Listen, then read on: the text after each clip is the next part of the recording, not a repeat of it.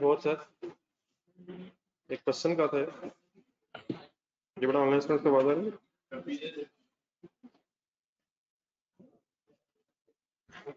ये तो पढ़ लिए कम से कम कि नहीं? ए का बता दें क्या क्या करना। नहीं, हेड फॉर ट्रेडिंग तो नहीं है, हेड फॉर नॉट ट्रेडिंग नहीं, लेकिन इसके लिए पूरा उसका आंसर क्या है?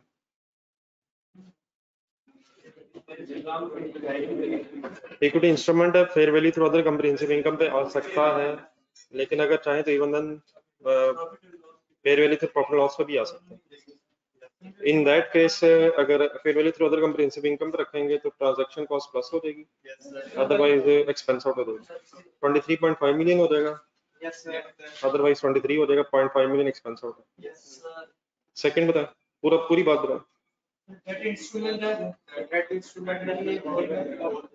नहीं, इन्वेस्टमेंट इन डेट इंस्ट्रूमेंट है ये भी, मतलब डेट इंस्ट्रूमेंट इशू किया हुआ है, परचेज किया हुआ है, तो financial asset in the form of debt instrument. आगे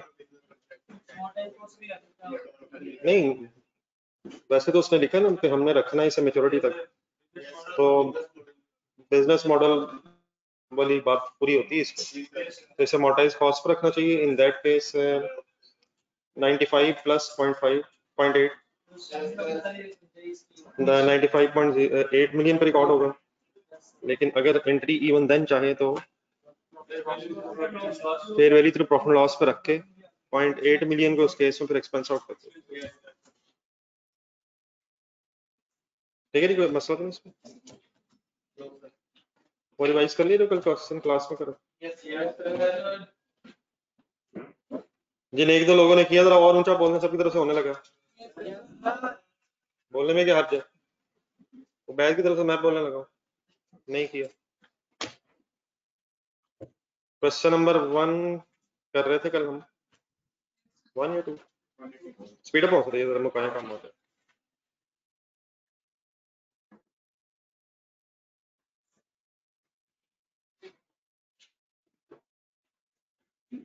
अरे sir, welcome sir. Page number क्या था? पेज नंबर 181 रखते हैं सामने।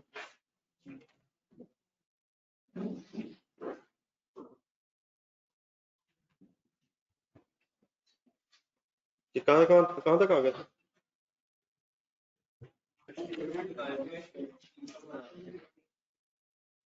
तीन एंट्रीज हुई थी, 2 पिछले साल की, किस डेट पे इकट्ठे हुए थे? चलो सर, एक नई चीजें आ रही हैं आपके लिए। हाँ जी, एक नई चीज आ रही है आपके लिए, रेडी हो जाएगा। 30 जून 31 मार्च 13 पे हमने कैश डिविडेंड की तो एंट्री कर दी है इन्वेस्टर के एंगल से। ये हमने शेयर इशू किए हैं, हमने खरीदे हैं, हम इन्वेस्टर हैं। तो सर, ये जो अगली बात आ रही है ना, ये आप लोगों के लिए फर्स्ट टाइम है, इससे पहले ना कभी FA1 में आपने सुनी है, ना ही इससे पहले आपने FA2 में कभी सुनी है। बोनस शेयर्स की एंट्री बताएं अगर ये बोनस शेयर्स इशू किए हों।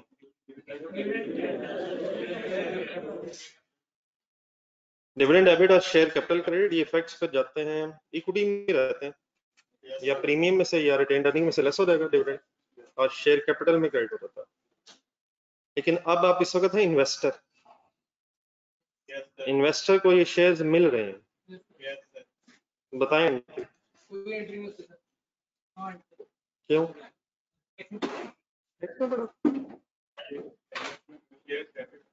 चले वो बाद में बात कर लेते हैं।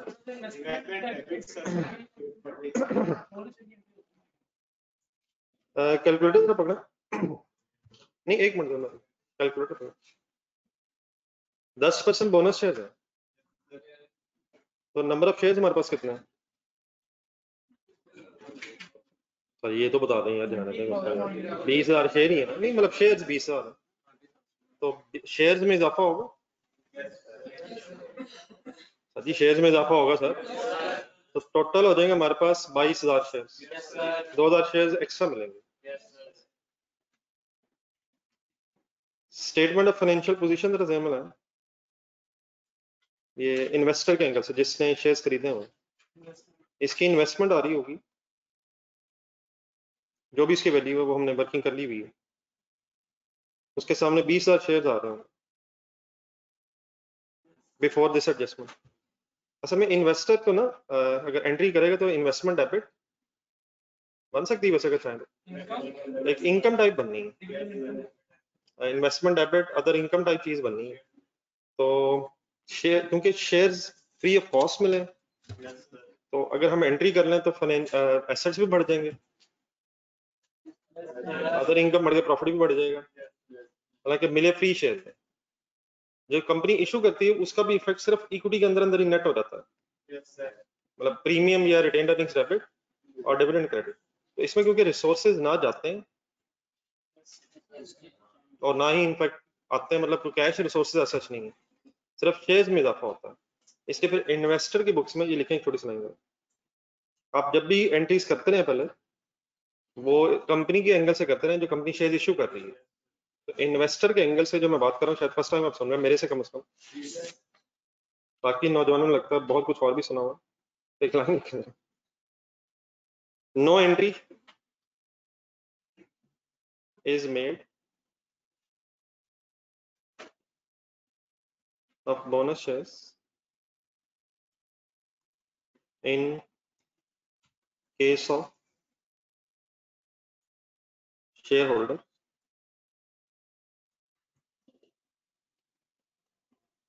only number of shares that is 2000 in this case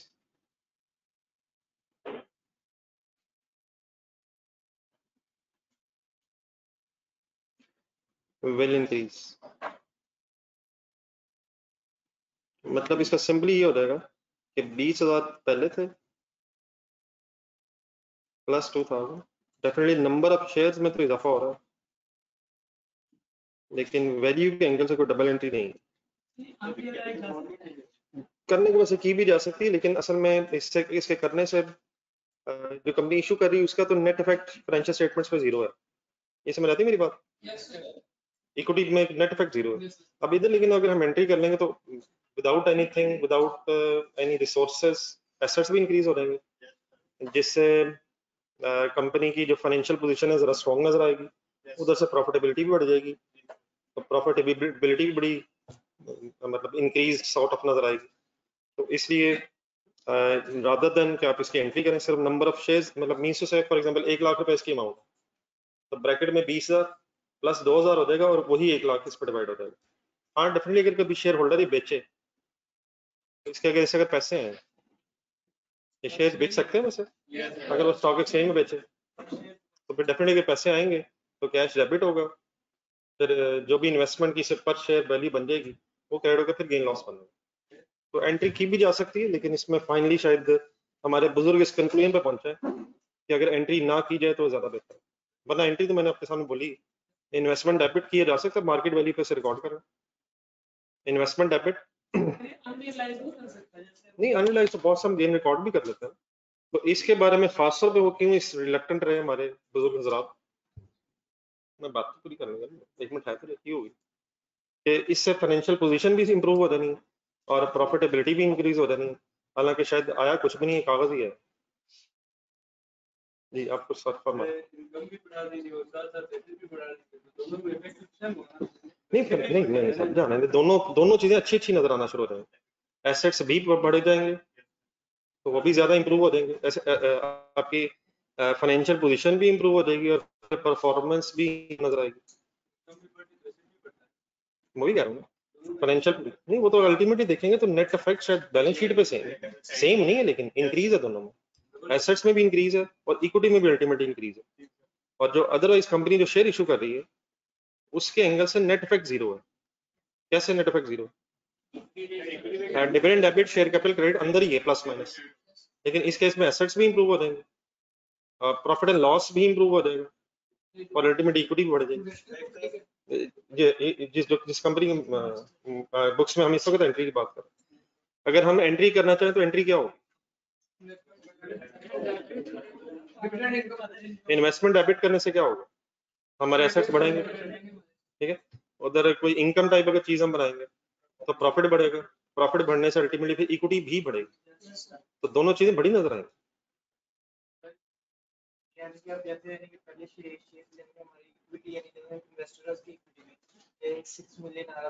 नहीं नहीं, इस तरह से है बस 20,000 आ रहे थे प्लस 2,000 आगे अमाउंट रिमेन्स अनचेंज्ड। मतलब लेट्स अज्यूम ये अमाउंट अगर थी 1 लाख, तो पहले 1 लाख डिवाइडेड बाय 20,000 करके पर शेयर अमाउंट आती थी। अब यही 1 लाख सॉरी डिवाइड बाय 22,000 पर शेयर अमाउंट आ जाएगी। मैं फॉर एग्जांपल आप 1000 शेयर्स बेचते हैं, तो 1000 शेयर्स की कैरिंग अमाउंट क्या है, 1 lakh divide by 22 multiplied by 1, वो कैरिंग अमाउंट आ जाएगी, उसका अगेंस्ट जो भी कैश आएगा उससे अगेंस्ट लॉस कैलकुलेट हो जाएगा जब डिस्पोज करेंगे।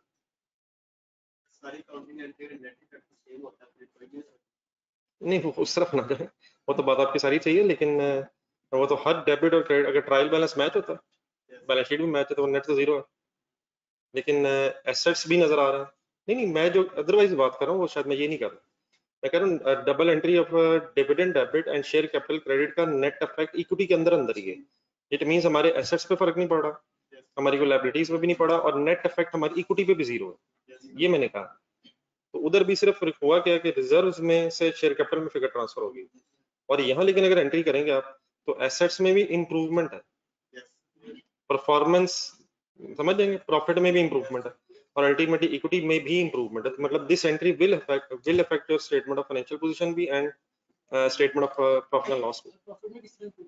एंट्री कर लेते हैं यार, जाने दें, इन्वेस्टमेंट डेबिट डबल एंट्री पूरी करवाएं, आपको इनकम ही रिकॉर्ड करेंगे, तो अदर इनकम कह रहा,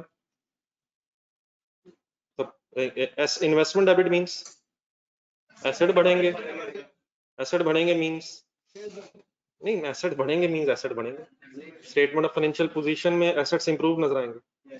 अदर इनकम क्रेडिट मींस पहले प्रॉफिट भी बढ़ेगा, फिर अल्टीमेटली इक्विटी भी बढ़ेगी, तो दोनों चीजें बढ़ेंगी। अगर सिर्फ स्टेटमेंट ऑफ फाइनेंशियल पोजीशन के एंगल से भी देखें, एसेट्स भी बढ़ेंगे और इक्विटी भी अल्टीमेटली बढ़ेगी। लेकिन अगर आप एंट्री करें इशूइंग कंपनी के एंगल से, तो डिविडेंड डेबिट और शेयर कैपिटल क्रेडिट, ये statement of change in equity में एक कॉलम में प्लस और एक में माइनस होगा, माइनस प्लस होना है, तो नेट इफेक्ट इसलिए टोटल वाले कॉलम में यहाँ पे जीरो होता है। Dividend debit share capital credit will have ultimately no effect on equity of the business and otherwise भी तो उसका फर्क नहीं आ रहा। मतलब मैं ये इसलिए बता रहा हूँ कि वहां एंट्री अगर कर भी ले जाए तो उसका तो इक्विटी पे इफेक्ट है, लेकिन वो भी एक कॉलम से दूसरे कॉलम में बस प्लस माइनस होगा, ठीक है बात। क्या फाइनली क्या बात हुई, एक नजर सेंटेंस पढ़ने का मन लिखा,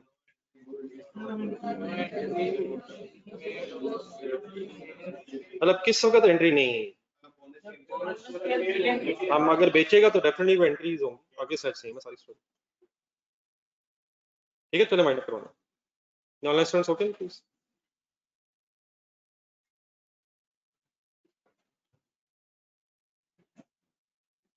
नेक्स्ट डेट बोले, एक और एंट्री आपके सामने आ रही है,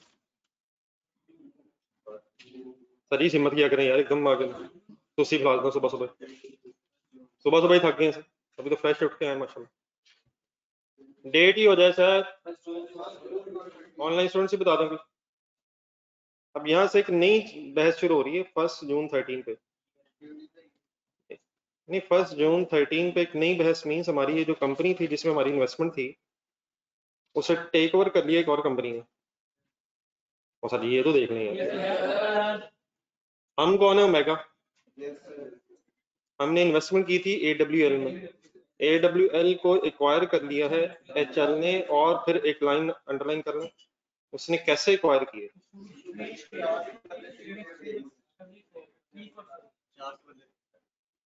अब ये HL ने अपने 3 देके 4 लिए किससे हैं, नहीं HL ने कितने देके 3 देके मेरा ख्याल है यार, which issued 3 shares in HL in exchange for 4 के बदले 3 दिए मैंने, किसको दिए 4 के बदले। अब AWL तो लिखा हेल्ड इन AWL, लेकिन AWL में कुछ शेयर होल्डर्स होंगे, तो हर शेयर होल्डर से 4 लिए गए, और उसको किसके 3 दिए गए? AWL के 4 लिए गए हैं और 3 दिए गए। हाँ, वर्किंग करवा दो। अब हम HL के एंगल से वर्किंग कर रहे हैं AWL के? हाँ जी, हम बिल्कुल सही, शुक्र है हमारी की आवाज से आवाज आई है सर, खा गया मैं। हम ओमेगा के एंगल से कर, और omega was a share holder in AWL। तो ओमेगा के पास कितने शेयर्स थे? नहीं, 20 नहीं थे सर, 22 हो गए शेयर से, 22 हो ही गए। तो ये वर्किंग पहले पूरी करवा दीजिएगा। अब 22,000 शेयर्स किसके पास है? किसके? ओमेगा के पास है AWL के। अब जरा से 12 पढ़ें और ये फ्रैक्शन वगैरह सही बनवानी है। बस ये फाइनल करना है, डिवाइड बाय 3 करूंगा। इस शेयर होल्डर को अपने 4 के बदले 3 मिलने हैं, या इस शेयर होल्डर को अपने 3 के बदले 4 मिलने? इस शेयर होल्डर को किसके 3 मिलने हैं? अपने 4 के बदले। तो डिवाइड बाय क्या करें? ये ऑनलाइन स्टूडेंट से बता दो, आप लोग करें, कंप्लीट करें।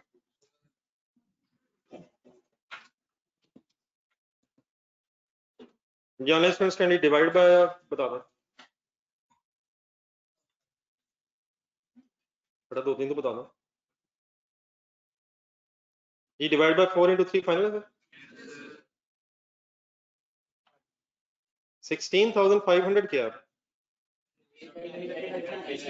अब 22,000 शेयर्स की जगह हमारे पास 22,000 शेयर्स ऑफ AWL की जगह अब हमारे पास 16,500 शेयर्स HL के हो गए। मतलब यहां से ऑनवर्ड्स आप AWL की स्टोरी खत्म है, अब हम HL में इन्वेस्टर बन गए। मल्टीप्लाइड बाय अब क्या होना चाहिए? हाँ जी ठीक है, 18। अब हम अपने शेयर्स की वैल्यू लगा रहे हैं, और 18 अब दिरहम्स है, ये ढूंढने डाटा था। अच्छा, ये 18 आप किसकी मार्केट वैल्यू ढूंढी है आपने?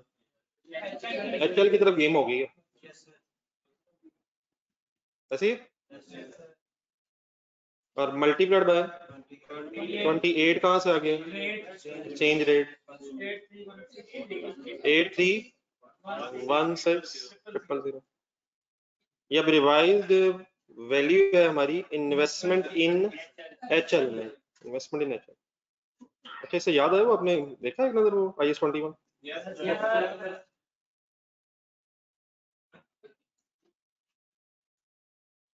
मॉनेटरी एसेट्स मेजर होते हैं, मॉनेटरी एसेट्स रीमेजर होते हैं, means receivables and payables. Non monetary assets अगर कॉस्ट मॉडल पे हो तो बस जिस वक्त आते हैं उस वक्त एक दफा अगर किसी फॉरेन करेंसी में है तो उस वक्त रिकॉर्ड हो जाएंगे, उसके बाद सब्सिक्वेंटली कोई उनकी रीमेजरमेंट नहीं। लेकिन अगर non monetary asset fair value model पे हो तो फिर रिवैल्यूएशन डेट्स पे वो रीमेजर होते हैं, इन्वेस्टमेंट प्रॉपर्टी हो या IAS-16 के प्रॉपर्टी प्लान इक्विपमेंट या IAS-38 के इंटेंजिबल एसेट्स हो। ये मैंने वो 3 लाइनें बोली हैं जो टेबल आपको मैंने कहा था। ये 8316 अब क्या है? अब क्या करें? हाँ जी ठीक है, अब एक कंपैरिजन होना चाहिए ना, हमारी बुक्स में पहले है ये इन्वेस्टमेंट, ढूंढने तरफ पहले इसकी कैरिंग अमाउंट ऑलरेडी कितनी, ऑलरेडी कैरिंग अमाउंट है 6.5 मिलियन। अब इनको कंपेयर करें आपस में, और इन्वेस्टमेंट अगर बढ़ गई है तो रिलैक्स लेकिन रहना है, ऊपर जाएं, सही एंट्री बोलने की कोशिश करें, ऊपर ढूंढने पहले। ये इन्वेस्टमेंट जो है fair value through other comprehensive income पे है, तो गेन तो है ये, लेकिन कैसे रिकॉर्ड होगा? Investment debit and fair value gain credit, profit and loss में या अदर कॉम्प्रिहेंसिव इनकम में? उसकी क्या वजह है? ये डेजिग्नेट हुई है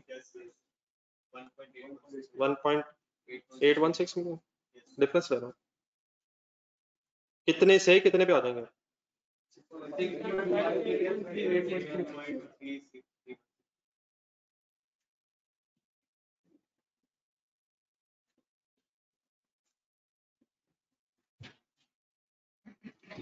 कहते जो इन्वेस्टर था OL, उसने अब उसकी अब इन्वेस्टमेंट होगी HL में, और अकॉर्डिंगली अब उसके शेयर्स तो कम हो गए हैं।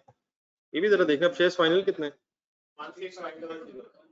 तो अकॉर्डिंग उसकी मेजरमेंट सॉर्ट ऑफ हुई है कि जब ये टेक ओवर हुआ है तो उस टेक ओवर के बाद हमारी इन्वेस्टमेंट अब कितने पे आ गई। अभी भी हम किसकी बुक्स में एंट्रीज कर रहे हैं? अगर हम शुरू में ऐसे कर रहे हैं कि हमने लिखा हुआ इन्वेस्टमेंट इन जी जी अगर बट हाँ नहीं अब वो देख लें, वो तो इंग्लिश के वर्ड्स ही बदलने। अगर आप उसे investment in AWL credit and investment in HL debit तो वो मेरा ख्याल है मर्जी है, हो सकती है। जिस तरह वो अगर कैपिटल वर्क इन प्रोग्रेस पहले बन रहा हो और फिर एसेट कंप्लीट हो जाए तो एक ट्रांसफर एंट्री हो सकती है। ये आगे चले सर, वाइंड अप करवा दें सर जल्द से। फाइनल अपडेट कौन सी, कोई डिफरेंट है? 31 दिसंबर 13 पहले आ जाएगा या फाइनल डिविडेंड आ जाएगा? 31 दिसंबर आएगा, फाइनल डिविडेंड तो अगले साल है और वो अगले साल की तो एंट्रीज ही रिकॉर्ड नहीं है। 10 अप्रैल 14 है तो वो एंट्री तो मेरे ख्याल हमारी रिक्वायरमेंट के मुताबिक है ही नहीं। हम तो 13 के एंड तक कर रहे हैं नॉन एडजस्टिंग।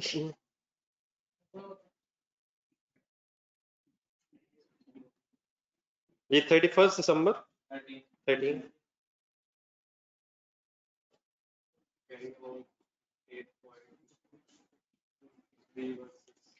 ये 31 दिसंबर 13 ये रिवॉल्यूशन करवाना जी करें फाइनल एंट्री करें वर्किंग करें।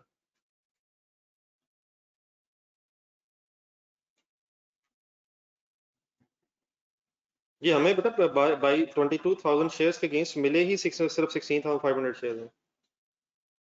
तो 22,000 शेयर्स दे के हमने 16,500 शेयर्स ही लिए हैं। तो अब क्या ये सवाल आएगा कि बाकी किधर गए? कितने पकड़ा के कितने लेनी है? जो एग्रीमेंट हुआ उसके मुताबिक हमने 22,000 शेयर सरेंडर करना है और उसके अगेंस्ट बस 16,500 मिलना, तो बैलेंसिंग तो है ही कुछ नहीं।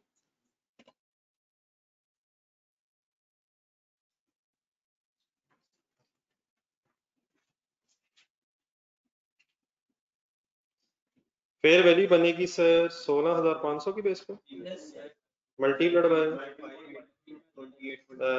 19.5 into 28.7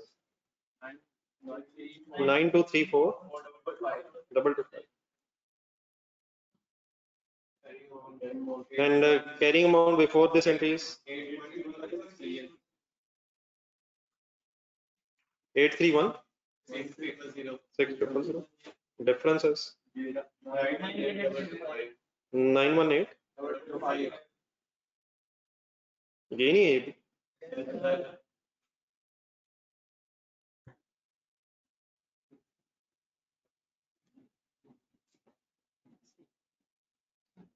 फाइनल डबल एंट्री से इन्वेस्टमेंट डेबिट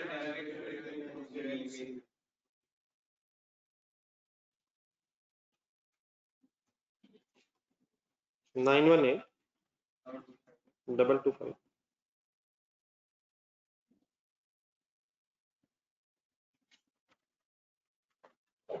चले बी रिक्वायरमेंट बनेगी एक सेक्शन में।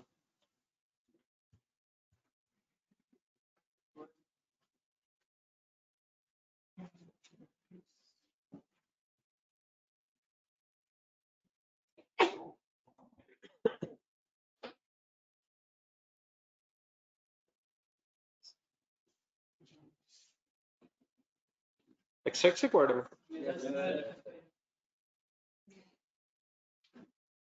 ओमेगा लिमिटेड कंपैरेटिव रिक्वायर्ड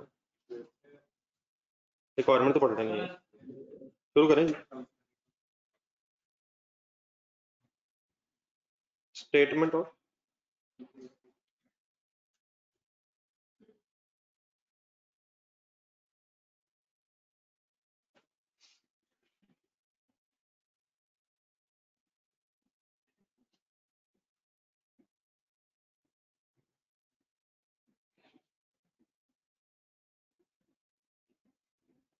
कुछ बच्चों के शायद आई कैप के वो फॉर्म डाउनलोडिंग और कोई फीस वाला का जो वाउचर है उसमें प्रॉब्लम आ रही है शायद, आपको तो नहीं आ रही?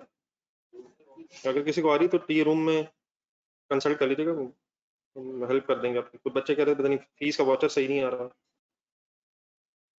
चलेगा नहीं, इशू तो ठीक है। ये ऑनलाइन स्टूडेंट्स को भी जरा मैसेज करवा दूँ for the year ended 31 December 13 rupees में ही गेम चल रही शायद।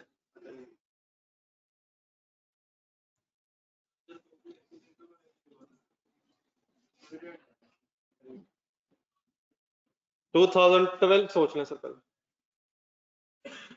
बस लिखना छोड़ दें, मेरे ख्याल फिगर्स ढूंढना पड़ेगा। हाँ जी, डिविडेंड तो 13 मैंने कहा 12 सोच लें। अदर इनकम में 2012 में कुछ एंट्रीज देखें, छोड़ दें, लिखना छोड़ दें।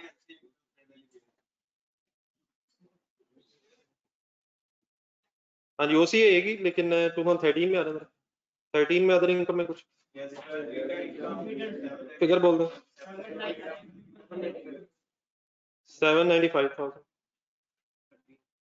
13 में आएगा। कल एक मिनट लिखना छोड़े, अदर कम्प्रिहेंसिव इनकम में प्रेजेंटेशन जरा सही तरह देखने के फरमान। अदर कम्प्रिहेंसिव इनकम आ रहा है,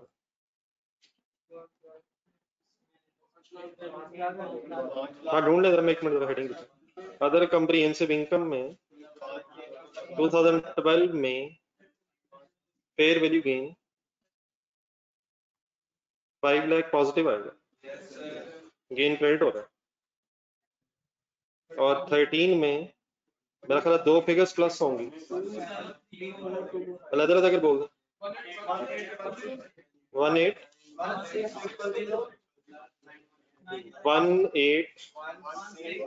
000 प्लस 91822 527 ये आनी फॉर द ईयर फिगर्स ही हैं यहाँ, और फिर चेंजेस इन इक्विटी में उधर दिखाता हूँ फिर मैं। आ जाए यहाँ तक, बस यही फिगर है।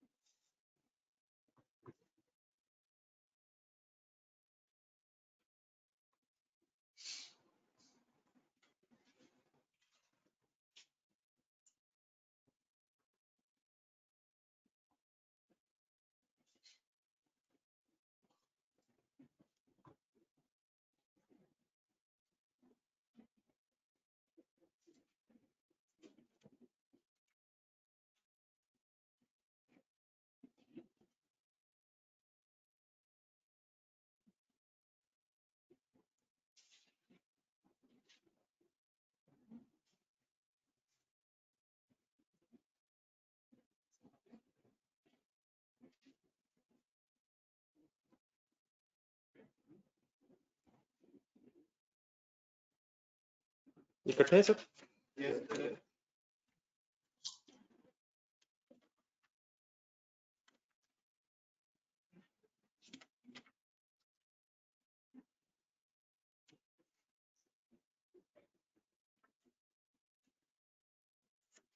जर्नलिस्ट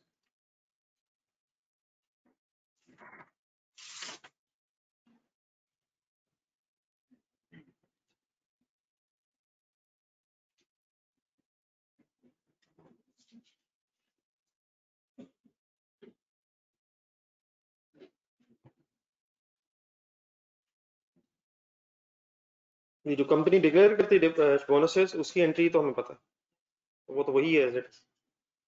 ये तो उस इन्वेस्टर के एंगल से हुई है जिसने शेयर्स खरीदे हुए थे, जिसे बोनसेस मिल रहे हैं। जी सर, ये स्टेटमेंट ऑफ फाइनेंशियल पोजीशन के भी एक्सट्रैक्ट से काइंडली बनवा दो। एक जस्ट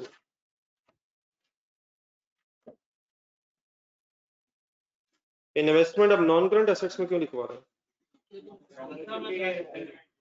क्योंकि fair value through other comprehensive income पे शॉर्ट टर्म ट्रेडिंग के लिए नहीं है, तो इन्वेस्टमेंट की कैरिंग अमाउंट सुना,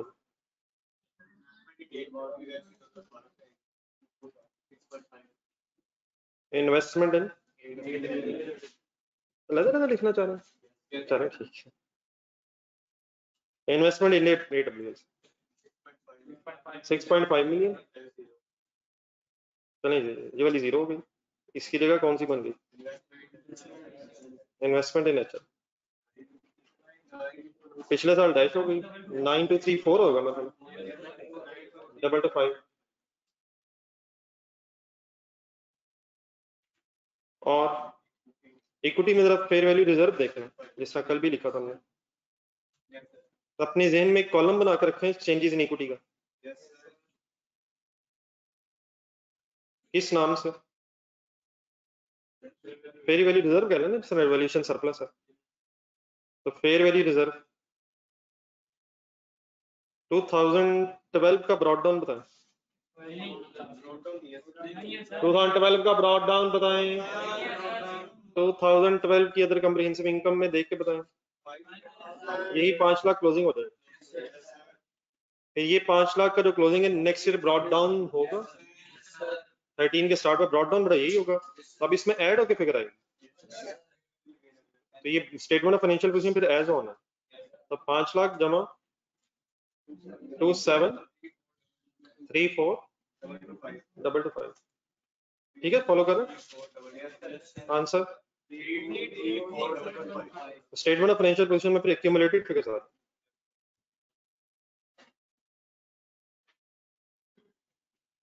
ठीक है, कंप्लीट कर।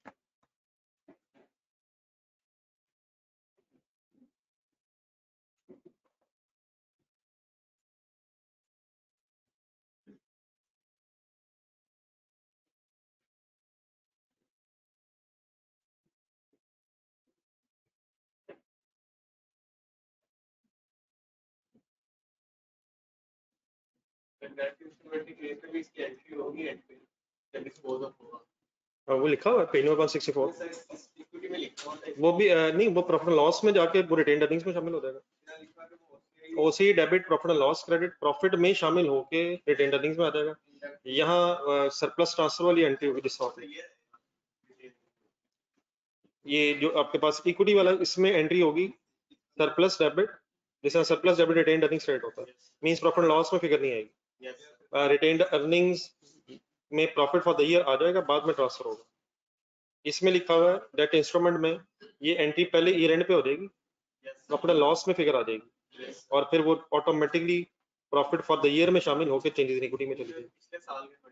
हाँ जी, पिछले साल के जब डिस्पोजल हो जाएगी तो जितना डिस्पोजल से रिलेटेड फेयर वैल्यू रिजर्व होगा वो प्रॉफिट एंड लॉस में जाएगा इन केस ऑफ डेट इंस्ट्रूमेंट, और फिर वो रिटेन्ड अर्निंग्स में शामिल हो जाएगा, और in case of equity instrument वो directly statement of changes in equity में उस तरह नजर आएगा जैसा I-16 में होता है, लेकिन डिस्पोजल पर ये ईयर वाइज ट्रांसफर नहीं होगा सरप्लस, ये जो रिजर्व आ रहा है ये ईयर वाइज रिटेन्ड अर्निंग में जाएगा, इसकी कोई डेप्रिसिएशन की स्टोरी तो नहीं है, इसमें डिस्पोजल पे जाना। पेज नंबर 164/5 देखना जरा, ये सर फेयर वैल्यू रिजर्व्स पड़े हुए हैं, ये साथ साथ ट्रांसफर होंगे या डिस्पोजल पे होंगे, उसकी क्या वजह? हमने तो ये कहा था कि अगर कस्टम्स आइलैंड है तो ईयर वाइज होता है सर, वो डेप्रिसिएशन के साथ साथ होता है। लैंड सेल में जरा, अगर लैंड की वैल्यूएशन हुई हो तो वो भी डेप्रिशिएट नहीं होती, तो वो भी फिर एक ही दफा डिस्पोजल पे होती है। तो ये जो इन्वेस्टमेंट्स है ये भी एसेट, कोई डेप्रिशिएबल एसेट्स नहीं है, डिस्पोजल पे जितना बड़ा होगा वो फिर ट्रांसफर होगा, ठीक है। जिस तरह जरा एक पेज पीछे जाए जरा, यहाँ पढ़ रहे हैं इसका पेज नंबर 163 पे मरहला, एक 10,000 की एंट्री अपने वो जो फिगर भी फिर ठीक की थी। अगर आपने ये सारे इन्वेस्टमेंट भेज दिए तो फिर रिजर्व डेबिट और फिर रिटेन्ड अर्निंग्स क्रेडिट, ये डेट इक्विटी इंस्ट्रूमेंट के केस में, और अगर डेट इंस्ट्रूमेंट होता तो ये वर्ड्स बस इस तरह हो जाते, अदर कम्प्रिहेंसिव इनकम डेबिट और प्रॉफिट लॉस पर है वही कॉन्सेप्ट वही। ये नोट कर लीजिए, पेज नंबर 170 निकालना पड़ेगा, एक आखिरी जरा बहस आएगी।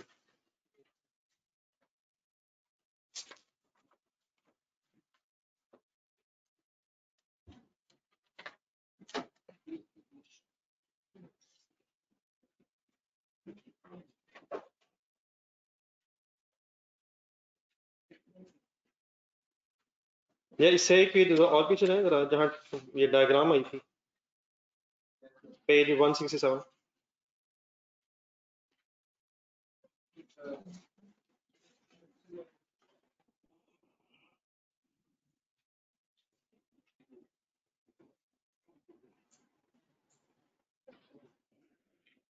फाइनेंशियल लाइबिलिटीज की बेटा बहस फाइनल करनी है जरा। फाइनेंशियल लाइबिलिटी में दो चॉइसेस थी, पढ़ने देखना दोबारा। अमोर्टाइज कॉस्ट का ट्रीटमेंट तो कुछ हमें आइडिया हो गया है, जरा मेरी तरफ देख के बोलेंगे अमोर्टाइज कॉस्ट का आइडिया क्या हो गया? Initially recognize at fair value less transaction cost. आगे expense at effective rate, that is paid at a nominal rate, and no fair value adjustment. In case of any derecognition, gain loss profit loss, पढ़ लिया फिर अब measurement and में एक line अपने हाथ से भी शायद लिखी थी।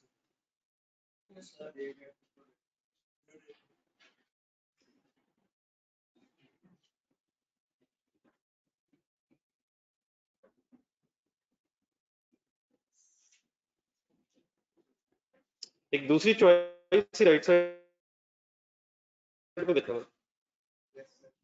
Fair value through financial liabilities at fair value through profit loss. इसमें fair value through other comprehensive income वाली ऐसा यहाँ बात नहीं है, लेकिन अभी आ जानी थोड़ी सी। Applies to financial liabilities held for trading. अब यहाँ कुछ ऐसे वर्ड्स आएंगे जिनसे हम उस तरह से फेमिलियर नहीं, हमने कभी जिंदगी में सोचा नहीं कि ये भी हो सकता है, तो जरा कंडी साथ साथ सोचते रहिएगा। फाइनेंशियल लायबिलिटी की कोई एग्जांपल? हाँ जी, डिबेंचर्स एम रखे हैं। अगर ये हेल्ड फॉर ट्रेडिंग है, क्या मतलब वो मैं बताता हूँ। इसकी मेजरमेंट फिर कैसे होनी, नीचे आएगा रिकॉर्ड एट फेयर वैल्यू। अब इसका ट्रीटमेंट उसी से उधर से ही मिलता जुलता है, और इस केस में ट्रांजैक्शन कॉस्ट को नेट ऑफ नहीं करना, एक्सपेंस आउट करना है, फिर फेयर वैल्यू की बेस पे रीस्टेट करना है, gain loss profit and loss में जाना है, एक एक्सेप्शन है वो जो भी आएगी, और इंटरेस्ट एक्सपेंस भी नॉमिनल रेट पे प्रॉफिट लॉस में जाना है, विच मींस इफेक्टिव रेट की स्टोरी यहाँ खत्म है। पेज 165 पे जाएंगे। 165 तो इक्विटी वाला है, 164 से शायद ज्यादा मिलता जुलता है। Financial asset eight profit and loss ढूंढना जरा।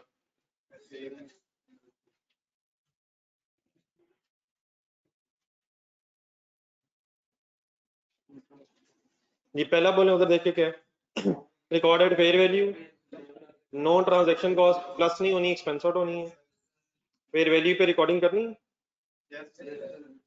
लेकिन डिफरेंस आए तो प्रॉफिट लॉस में जाना। इंटरेस्ट एक्सपेंस वहां भी nominal value, coupon rate, actual rate की बेस पे इफेक्टिव रेट की स्टोरी नहीं है, यहाँ भी नहीं। अब ये बात इतनी सी ध्यान में रखे 170 पेज पर।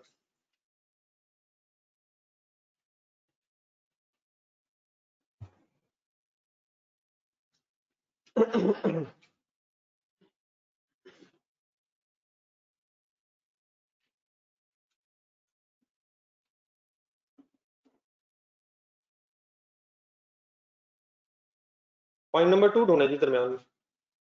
Financial liability is classified eight fair value through profit और लॉस। डिबेंचर्स नेम रखने हैं जी आपने, जहां किसी एग्जांपल की जरूरत पड़ेगी वो फिर मैं बताता हूं। डिबेंचर खरीदे हुए हैं या इशू किए हैं, तो कहता है financial liability is classified eight fair value through profit loss if number 1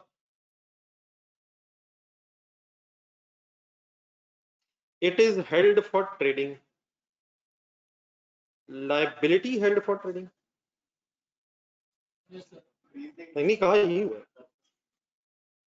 debentures इसलिए इशू किए गए हैं ताकि इनकी ट्रेडिंग की जा सके। डिबेंचर इशू की एंट्री बोलो, आपके पास कैश आ गया, डिबेंचर किसके पास चला गया? इन्वेस्टर के पास। अब अगर ये लिस्टेड डिबेंचर हो तो स्टॉक एक्सचेंज में ट्रेड हो रहे होंगे, क्या आप अगर चाहें तो स्टॉक एक्सचेंज में जाके एग्जिस्टिंग इन्वेस्टर से दोबारा अपने डिबेंचर्स परचेज भी कर सकते हैं?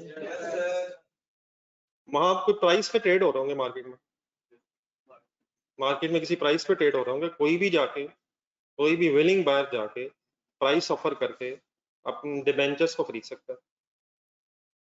तो क्या हम भी उसमें हो सकते हैं? अब हमें फायदा नुकसान क्या, वो इंशाल्लाह भी बात सामने आ जाएगी। लेकिन अगर फॉर एग्जांपल हम डिबेंचर्स खरीद लें तो एंट्री बताएं।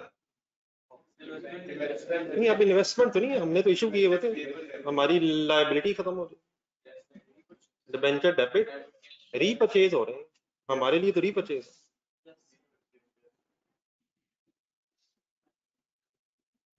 फॉर एग्जांपल हमने 1 लाख पे डिबेंचर्स इशू किए और मार्केट में ब्रोकर्स के साथ मिलके ये रूमर फैला दी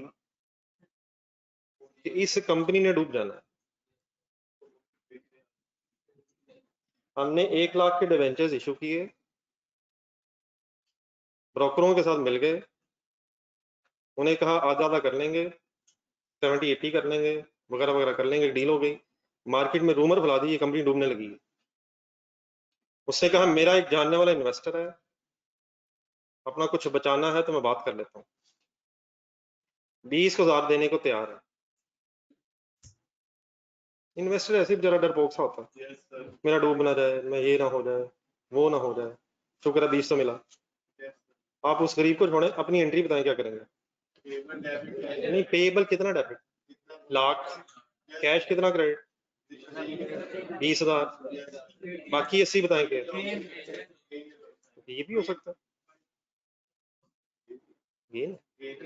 तो अगर इस नियत से आपने हरकत की है, अब ये तो मैंने वैसे ही आप लोगों को बताया, पाकिस्तान से बाहर की बात है, क्या ये मार्केट के हालात भी ऐसे हो सकते हैं कि मार्केट वैल्यूज कम हो जाए?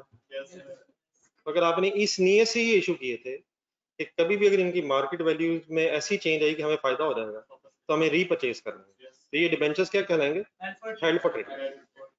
एक ये भी हो सकता था कि हमने डिबेंचर्स इशू कर दिए और अब हमारा भी ये प्लान है कि बस 5 साल इन पैसों को अपने बिजनेस में इस्तेमाल करेंगे, इन पैसों को होल्ड करेंगे, मेच्योरिटी डेट आती जाएगी, पैसे वापस कर देंगे लोगों के, इंटरेस्ट साथ साथ देते रहेंगे। इन दैट केस फिर ये अमोर्टाइज कॉस्ट वाली बहस है। लेकिन अगर हम इस चक्कर में नहीं है, हम ये अपने डिबेंचर्स रीपरचेज करने के लिए इशू कर रहे हैं, जब कभी अच्छी अपॉर्चुनिटी आएगी तो इन दैट केस क्या वर्ड हो सकते हैं कि फाइनेंशियल लायबिलिटी हमारी क्लासिफाई हुई हुई है हेल्ड फॉर ट्रेडिंग, और इन दैट केस फिर हम प्रॉफिट एंड लॉस मेथड पे आ सकते हैं। ठीक है, एक एग्जांपल ब्रैकेट में और पढ़ेंगे। एक ये भी हो सकता है, नहीं, एक रीपरचेज वाली तो मैंने शायद अगली बात कर दी है, सेकंड लाइन में आ रहा, repurchase of debentures from market before maturity या एट मैच्योरिटी। मैच्योरिटी का इंतजार नहीं, हमें इतना लंबा अर्सा नहीं इंतजार कर सकते, तो रीपरचेजिंग भी हो सकती है नियर फ्यूचर। एक और ब्रैकेट में ऊपर वाली में पढ़ा, लायबिलिटी इनकर for the purpose of selling, हमने डिबेंचर्स इशू की में एंट्री है कैश डेबिट और डिबेंचर्स क्रेडिट। ठीक है, ऐसे ही फिर हमारा ये प्लान है कि हम अपनी इस ऑब्लिगेशन को, लेट्स अज्यूम हम भी कोई बैंक है, हम अपनी इस ऑब्लिगेशन को किसी और बैंक को भेज देंगे। मींस फॉर एग्जांपल हम अपना जो बिजनेस है वो रिस्ट्रिक्ट कर लेंगे सिर्फ कंज्यूमर लोन्स की तरफ, और जो एडिशनल हम बिजनेसेस कर रहे हैं वो हम खत्म करके अपनी इन लाइबिलिटीज को किसी और को ट्रांसफर कर देंगे। वो क्यों हमारी लाइबिलिटीज ले लेगा? अगर उसे कोई फायदा नजर आ रहा होगा वो हमारी लाइबिलिटीज ले लेगा। हम इसलिए शायद बेचना चाह रहे होंगे कि हम अपना मेन बिजनेस पे फोकस कर लें, कोई कोर बिजनेस हमारा और हो गया तो हम उस पर फोकस कर लेंगे। ठीक है, मतलब एक बैंक ने क्या किया, डिबेंचर इशू की, एंट्री क्या हुई, लेकिन उसका उसका प्लान ये है कि साल के बाद मेच्योरिटी से पहले पहले हमें अगर किसी और से कोई अच्छी ऑफर, मुनासिब सी ऑफर आई तो हम अपने किसी मेन एरिया पे फोकस रख लेंगे और इन लाइबिलिटीज को ट्रांसफर कर देंगे। हमारी एंट्री क्या हो जाएगी, डिबेंचर डेबिट कैश क्रेडिट, हम पैसे देंगे।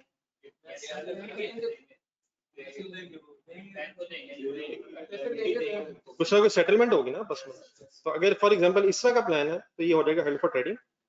और ये भी हो सकता है कि नियर फ्यूचर में मार्केट से खरीद लेना, एक है किसी और पार्टी को बेचने का प्लान है, या फिर दूसरा ये भी हो सकता है कि हमारा प्लान है कि स्टॉक एक्सचेंज में से जाके से रीपरचेज कर लें।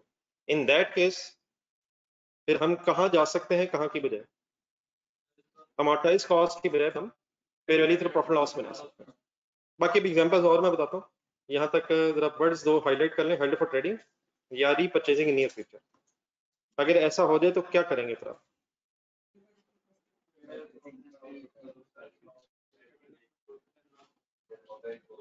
जी अमोर्टाइज कॉस्ट की फेयर वैल्यू तो प्रॉफिट लॉस में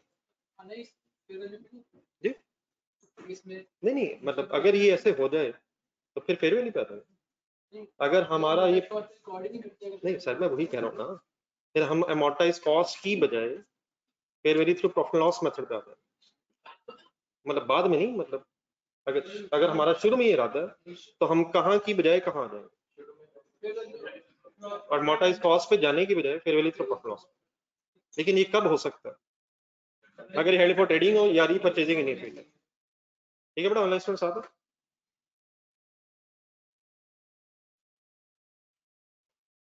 देन उसके बाद ना एक और है इसके दरमियान, या सेकंड पढ़े जरा आराम से। Upon initial recognition it is designated eight fair value through profit loss. Means अब इस और से आगे का मतलब ये है कि ना हमारा हेल्ड फॉर ट्रेडिंग का रहता ना रीपरचेजिंग का रहता, लेकिन हम अमोर्टाइज कॉस्ट मेथड की तरफ जाने की बजाय भी इधर आ सकते हैं। जिस तरह जरा डेट इंस्ट्रूमेंट ज़हन में लाएं, अगर परचेज किया हो, अगर होल्ड भी करना हो तो क्या हम fair value through profit loss में जा सकते हैं? अगर होल्डिंग एंड सेलिंग भी करनी हो तब भी fair value through profit loss में जा सकते हैं। इक्विटी इंस्ट्रूमेंट अगर हमने स्ट्रेटेजिक पर्पसेस के लिए रखा भी हो तब भी हम fair value through profit loss में आ सकते हैं। इवन इन दिस केस कि अगर हम चाहते हैं तो अमोर्टाइज कॉस्ट मेथड पे रहने की बजाय इधर आ सकते हैं, इवन दो कि हमने इस फाइनेंशियल लायबिलिटी को ट्रेडिंग के लिए नहीं और रीपरचेजिंग के लिए नहीं रखा हुआ, तो शुरू में हम इसे डेजिग्नेट कर देंगे कि हमने even then fair value through profit loss पे आना है, और इट मींस हम आ सकते हैं। अब ये कैसे क्यों आ सकते हैं वो मैं बताता हूँ। बात समझ आ गई? क्या समझ आएगी? अगर हेड फॉर ट्रेडिंग नहीं भी है, रीपरचेजिंग नियर फ्यूचर नहीं भी है, तो इवन देन हम fair value through profit loss वैसे ही ऑप्ट कर सकते हैं जैसे डेट इंस्ट्रूमेंट्स में भी और इक्विटी इंस्ट्रूमेंट्स में ऑप्ट कर सकते हैं। लेकिन एनी सच डेजिग्नेशन इज क्या मतलब, फिर दोबारा अमोर्टाइज नहीं, ये आना जाना नहीं जारी रखना है। एक दफा फैसला करने अगर आना तो आ जाए, लेकिन दोबारा ये नहीं कि एक फंस गए हम, अमोर्टाइज कॉस्ट मेथड की तरफ वापस नहीं जाना।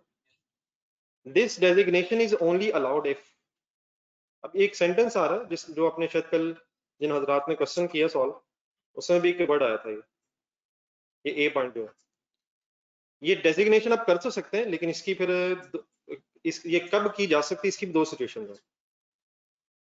नंबर एक, अब क्या पढ़ने लगे हम जरा,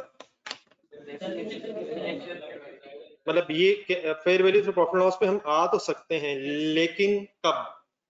नंबर एक, इट एलिमिनेट्स और सिग्निफिकेंटली रिड्यूस अ मेजरमेंट और रिकॉग्निशन इनकंसिस्टेंसी।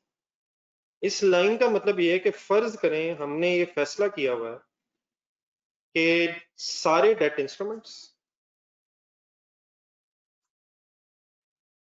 सारे इक्विटी इंस्ट्रूमेंट्स हमने fair value through profit and loss पे ही मेजर करने हैं। क्या हम ऐसा कर सकते हैं? क्या हम ये हर सिचुएशन में कर सकते हैं? हम हर सिचुएशन में ये कर सकते हैं। तो अगर आपने उधर ये सब के लिए फाइनल फैसला किया हुआ है, किधर फैसला किया हुआ है, ये किसकी बात मैंने की है? ये फाइनेंशियल एसेट्स के एंगल से, फाइनेंशियल एसेट्स के लिए। तो अब आपकी एक फाइनेंशियल लायबिलिटी है जिसको आप ट्रेडिंग के लिए तो नहीं रख रहे, जो ट्रेडिंग के लिए नहीं है, जो रीपरचेजिंग के लिए भी नहीं है। असूलन तो इसे कहाँ जाना चाहिए? अमोर्टाइज कॉस्ट पे जाना चाहिए। लेकिन अगर आप मेजरमेंट इनकंसिस्टेंसी से बचना चाहते हैं, क्या मतलब हुआ कि वो सारे fair value through profit loss में है और इसको हम अमोर्टाइज कॉस्ट पर रख रहे हैं, तो एक इनकंसिस्टेंसी सी हो जाएगी सर। तो इस इनकंसिस्टेंसी से बचने के लिए आपको ये स्टैंडर्ड अलाउ करता है कि आप क्या कर सकते हैं, इस फाइनेंशियल लाइबिलिटी को, हालांकि इसे अमोर्टाइज कॉस्ट मेथड में मेजर होना चाहिए, इनकंसिस्टेंसी से बचने के लिए डेजिग्नेट कर सकते हैं fair value through profit and loss पे। हालांकि असूलन इसे किधर जाना चाहिए था, अमोर्टाइज कॉस्ट पे, लेकिन अगर आप अदरवाइज अपने सारे फाइनेंशियल एसेट्स को fair value through profit loss पे रख रहे थे, तो इसको भी कंसिस्टेंट करने के लिए, किसके साथ कंसिस्टेंट करने के लिए, तो इसको भी fair value through profit loss पे डेजिग्नेट कर सकते हैं। नहीं, इसका ऑपोजिट नहीं, असल में सारी स्टैंडर्ड की क्रक्स ये था, अगर हम पहला सेंटेंस एक याद रखें कि IFRS 9 से financial asset should be measured eight fair value.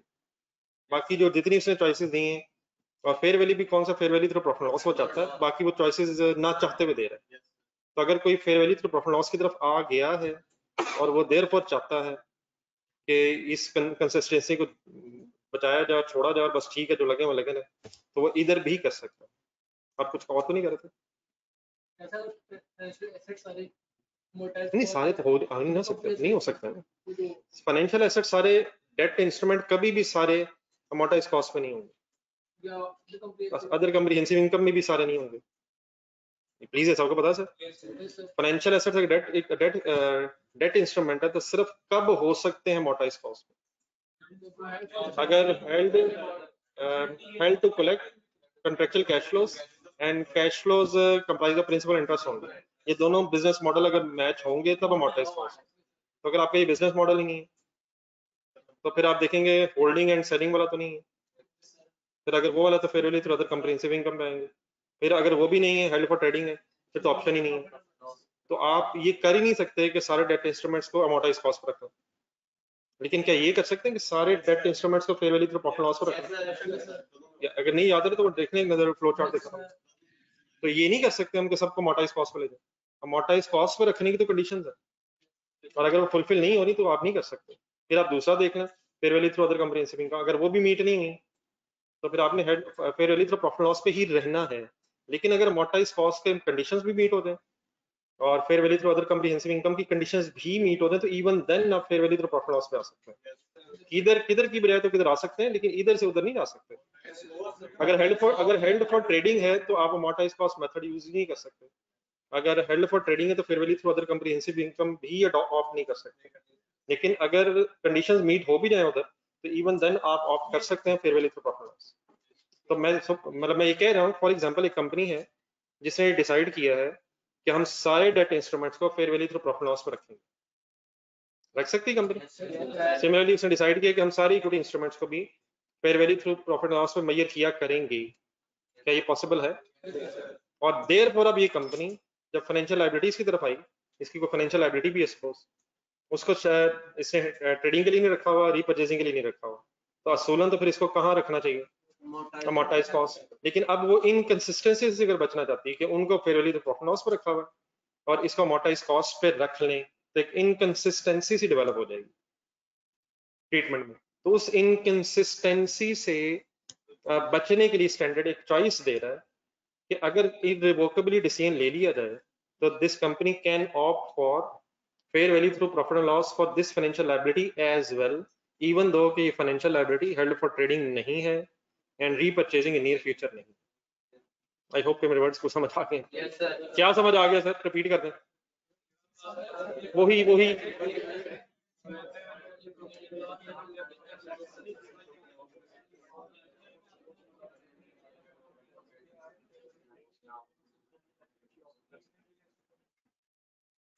असल में सर ये जो फाइनेंशियल एसेट्स फाइनेंशियल लायबिलिटीज है ना, ये बैंक्स हो गए, इंश्योरेंस कंपनीज हो गई,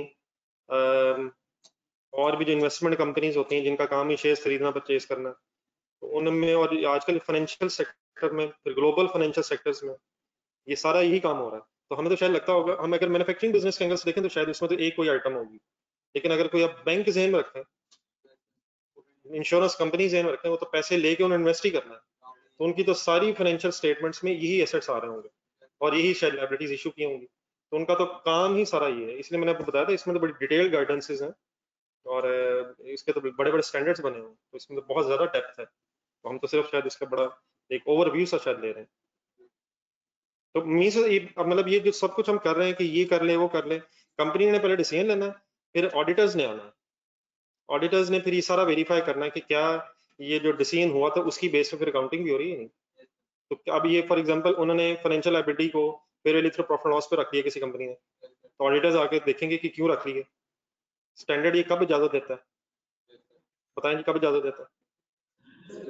जब इनके अब वो सारा वो देखेगा, डॉक्यूमेंट्स देखेगा कि क्या इन्होंने उधर क्या रखा हुआ था, इधर क्या रखा हुआ था, तो वरना पता आपको पता ही ऑडिटर कितना सख्त होता है, वो वैसे ही हर वक्त ऑडिट रिपोर्ट क्वालिफाई करने के चक्कर में रहता है। एक और देखें, अब ये क्या है जी, और नहीं या तो ये हो तो मतलब क्या ये हो, या तो डेबिट हो जाए या क्रेडिट हो जाए, यार कमाल हो गई यार। पर हेडिंग ये चल रही है कि हम इनिशियल रिकॉग्निशन पे डेजिग्नेट कर सकते हैं, एक या तो क्या हो जाए, हम इनकंसिस्टेंसी को रिड्यूस करना चाहते हैं, एलिमिनेट रिड्यूस करना चाहते हैं, खत्म करना चाहते हैं या तकरीबन खत्म करना चाहते हैं।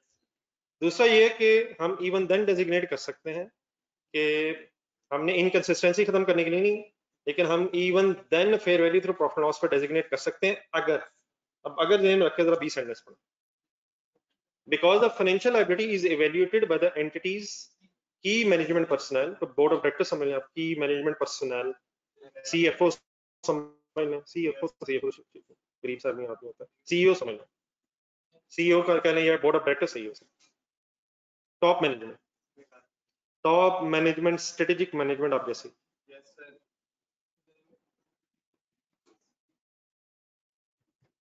नहीं अब जरा सेंटेंस दोबारा पढ़ना शुरू करना पड़ेगा।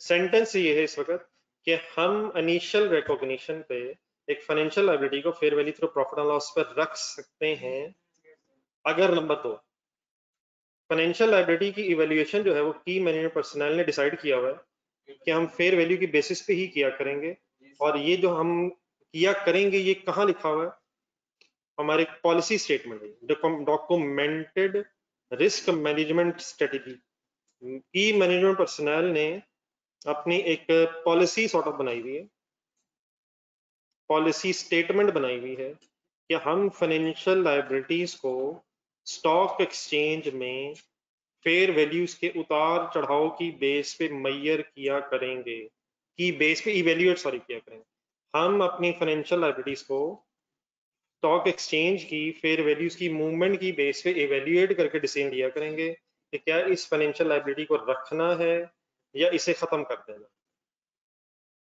मतलब इसका क्या हुआ, हम fair value through profit and loss पे आ सकते हैं इन केस ऑफ फाइनेंशियल लायबिलिटी अगर हम इनिशियली डेजिग्नेट कर दें, लेकिन वो इनिशियल डेजिग्नेशन या तो किस मकसद के लिए हो और या फिर क्यों हो, या इसलिए हो कि इनकंसिस्टेंसी एलिमिनेट या सिग्निफिकेंटली रिड्यूस हो जाए, या इसलिए हो कि बोर्ड ऑफ डायरेक्टर्स ने की मैनेजमेंट पर्सनल ने तो पॉलिसी बना ली है कि हम फाइनेंशियल लायबिलिटीज को fair values of stock exchange के साथ इवेल्युएट किया करेंगे।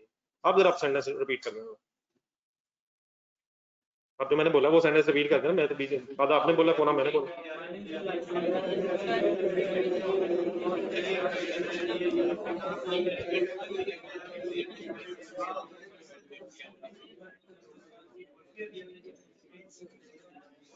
पूरे इस स्टोरी का क्रक्स जो ऊपर पॉइंट नंबर 2 जहां से आया था वहां से लेके जहां तक बी तक हम पहुंचे, किसी भी फाइनेंशियल लायबिलिटी को आप fair value through profit loss पर रख सकते हैं अगर वो हेल्ड फॉर ट्रेडिंग हो या रीपर्चेजिंग इन नियर फ्यूचर।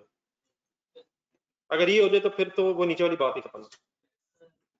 लेकिन इवन देन कि अगर हेल्ड फॉर ट्रेडिंग नहीं है, रीपर्चेजिंग इन फ्यूचर नहीं है, तो हम उसे इनिशियली डेजिग्नेट कर सकते हैं eight fair value through profit loss. लेकिन ये डेजिग्नेशन हम या कब और या कब कर सकते हैं ये फाइनल करते हैं।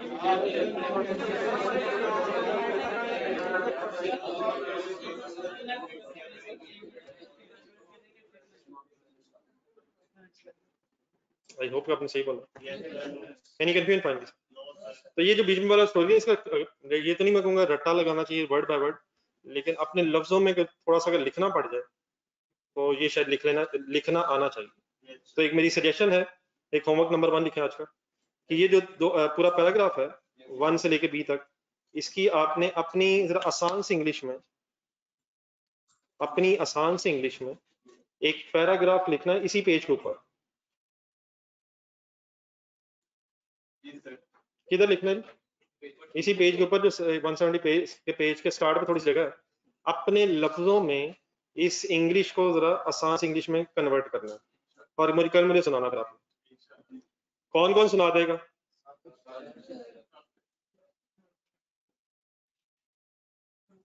Accounting treatment of financial liabilities और fair value through profit loss. आज बाकी बात खत्म करें, जल्दी हो जाएगा सर, ऐसे बोरिंग से हो गया जी। अगर financial liability fair value through profit loss में ये करेंगे तो ये वही पॉइंट्स हैं जो आपने वो पेज 167 पर राइट साइड पे पढ़े थे।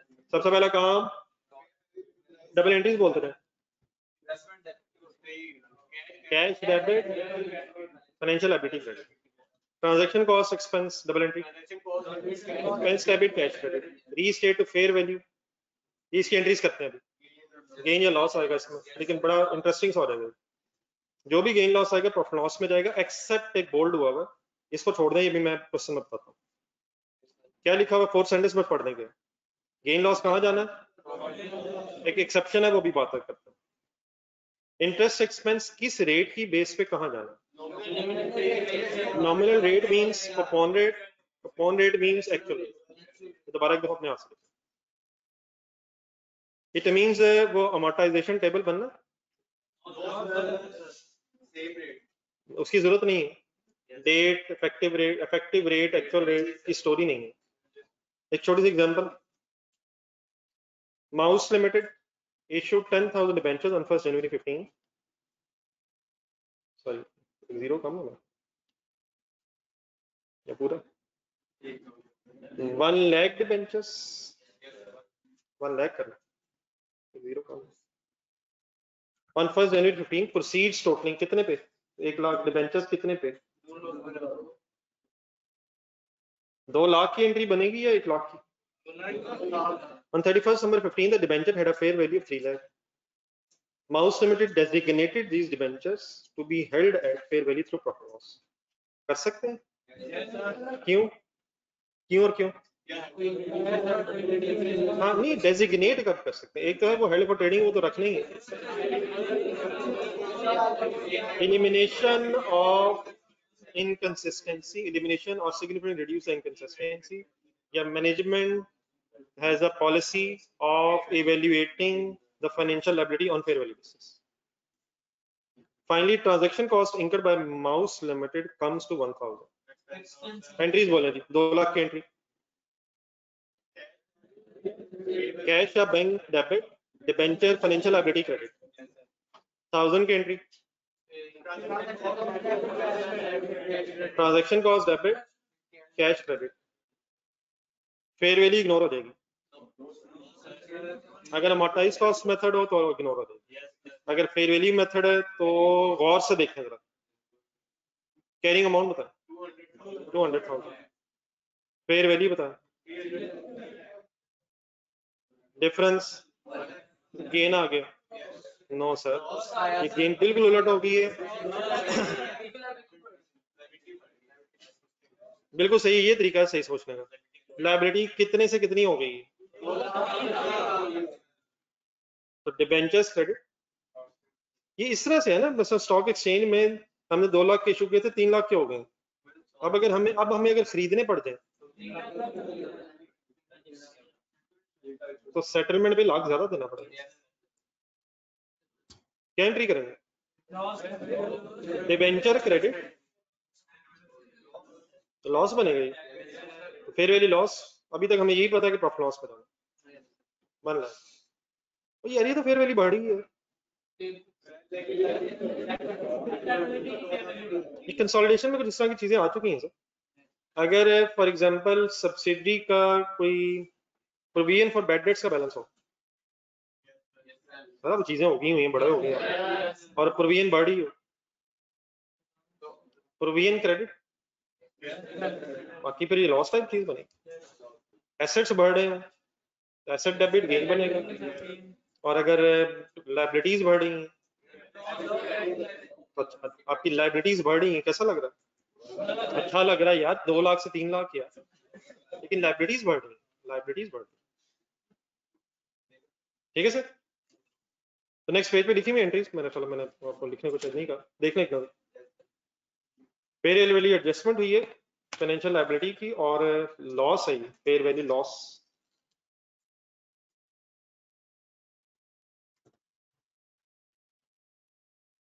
देन चला रही एक इंटरेस्टिंग फाइनल चीज, ओन क्रेडिट रिस्क। एडेट्स की एंट्री बोला था,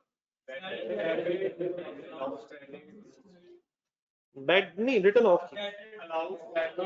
ठीक है, चले बैड डेट्स या भी debtors credit allowance, bad debts debit.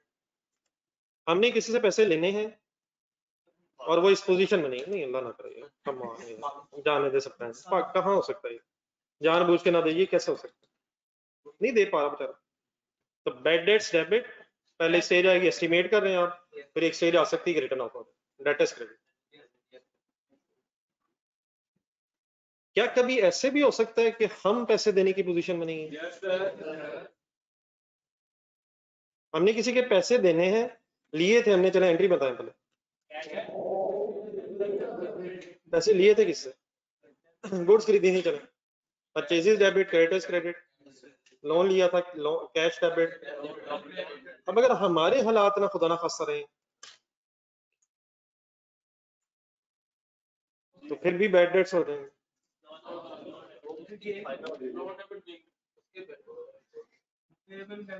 तो यहाँ लिखा हुआ ओन क्रेडिट रिस्क, हमारे पे भी क्रेडिट रिस्क हो सकता है। क्रेडिट रिस्क से मुराद उधार का रिस्क, लेकिन ओन हमारे उधार का रिस्क, बस ये बात ध्यान में रखे पड़ेगा। For example, debentures of 1 lakh are issued on 1st January 18, trading on an exchange, assume financial liability is held for trading and therefore made at fair value through profit loss।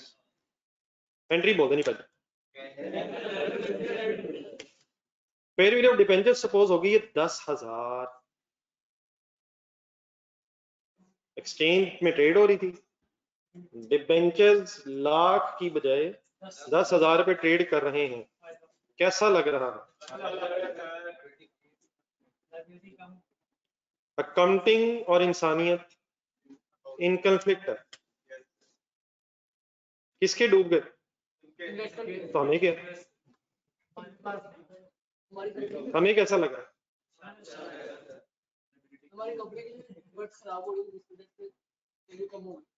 सारी शैतानियत आ रही है ज़हन में। कितने से एंट्री होगी? इंसान justify करता है, कोई शैतान आ गया सामने, कोई मसला नहीं यार, की होगी तो मजबूर है, क्या होगी, कोई नहीं खैर है, तो सो रहा है थका हुआ रात को, मोबाइल देखता रहा, रहने इस टाइम ना उठी, बीमार हो जाएगा, ठीक है घंटा ठहर कर, क्या होगी, आज रहने दे, आज रहने दे, आज ना जा, बहुत गर्मी है, कॉलेज ना जा, आराम से सोच, आराम से रात को लेट सोया, बीमार हो जाएगा, ये ना सेशन सारा बर्बाद हो जाएगा, तो कल से पढ़ नहीं दोबारा। ऐसे ही होता सर, मेरे साथ भी होता, आपके साथ नहीं होता होगा। सारे उस वक्त ख्यालात जो है ना, जब कोई अच्छा काम करने लगे, जब भी कभी, सारी दुनिया जहान के बेहतरीन आइडियाज, और अगर फॉर एग्जांपल अदरवाइज हम बैठे मोबाइल खोल के, रिक्रिएशन भी इंपॉर्टेंट होती है, कोई मसला नहीं, एंजॉय योरसेल्फ, क्या हो गया, सारा दिन पढ़ता ही रहेगा, अभी रहने दे, चार्जिंग तो खत्म हो, इतनी मुश्किल से चार्जिंग है, बाद में पता नहीं लाइट आई ना, ठीक है मतलब ठीक है जी सर जी। गेन हो रहा है, लॉस हो रहा है? अब सर ये हमने जरा इस गेन को फर्दर जरा एनालाइज कर, इन दिस केस, अब पेन हाथ में रखते हैं, जरा एक स्टोरी सी है,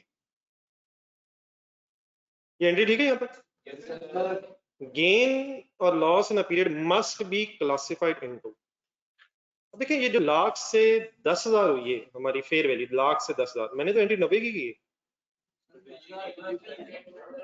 लाख से 10,000 ही हुई है, वो तो डिफरेंस की एंट्री की, लाख से 10 पे आने की एंट्री की। ये जो लाख रुपए से 10,000 फेयर वैल्यू रह गई है, इसकी क्या वजह है? इसकी दो वजूहत हो सकती हैं।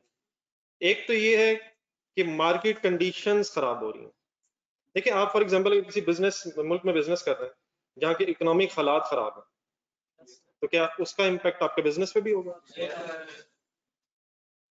आप सुनते रहते होंगे पॉलिटिकल अनस्टेबिलिटी, माशी अनस्टेबिलिटी वगैरह वगैरह, उससे हर कंपनी को इफेक्ट होता होगा। लेकिन एक वजह ये भी हो सकती है कि मुल्क के हालात अल्हम्दुलिल्लाह ठीक है, लेकिन हमारी कंपनी के हालात ऐसे हैं कि जिसकी वजह से हमारी कंपनी की सिक्योरिटीज की वैल्यूज कम है। बाकी बिजनेसेस बड़े अच्छे जा रहे हैं, लेकिन हमारी कंपनी के फाइनेंशियल हालात, हमारे बहुत सारा लोन हो गए, लाइबिलिटीज बढ़ गई हैं, कोई कहीं से उम्मीद नहीं है इनफ्लोज आने की, जिसकी वजह से हमारे माली हालात खराब होने की वजह से हमारी कंपनी की स्पेसिफिकली फाइनेंशियल पोजीशन खराब है।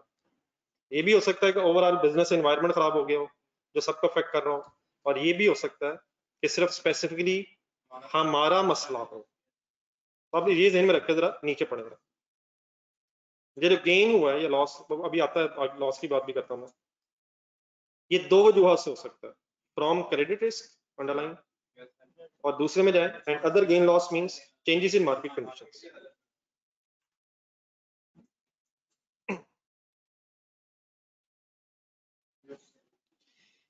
ये जो डिफरेंस 90 का, ये किस किस वजह से हो सकता है? हमारे क्रेडिट रिस्क की वजह से। ये क्रेडिट समझ गए यहाँ तक? क्या है credit risk? We are unable to, we are unable to meet our liabilities.